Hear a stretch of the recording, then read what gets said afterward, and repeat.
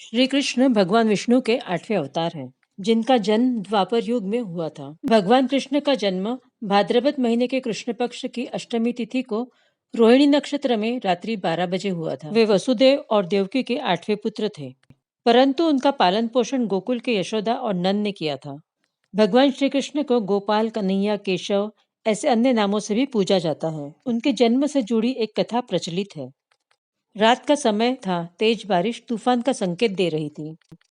तब अचानक कारागार में प्रकाश फैला और वसुदेव और देवकी के सामने भगवान विष्णु प्रकट हुए। उन्होंने वसुदेव से कहा कि वो देवकी के कोख से जन्म लेंगे और वसुदेव उन्हें गोकुल में बसे नंद के यहाँ छोड़कर उनके यहाँ जन्मी पुत्री को अपने साथ लेकर आए और कंस के हवाले कर दे। कहे अनुसार उन्होंने देवकी और वसुदेव की संतान के रूप में जन्म लिया। वसुदेव ने उस शिशु को एक टोकरी में रखा।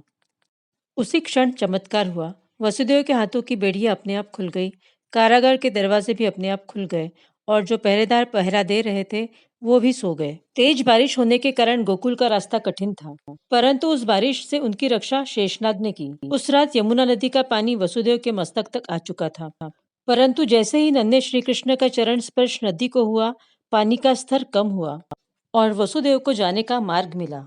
सभी कठिनाइयों को पार कर वसुदेव गोकुल पहुंचे और भगवान विष्णु के कहे अनुसार भगवान कृष्ण को यशोदा के घर रखा और उनकी पुत्री को अपने साथ लेकर कारागार लौट आए।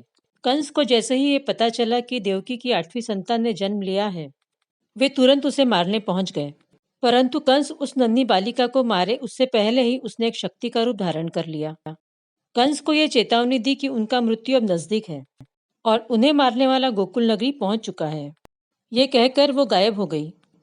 कई असुरों को कृष्ण की तलाश में भेजा, परंतु वो सभी कृष्ण को मारने में असफल रहे और ये इस बात का संकेत था कि पाप पर पुण्य की विजय की शुरुआत हो चुकी और कान्हा माखन खाने में मगन हो गए।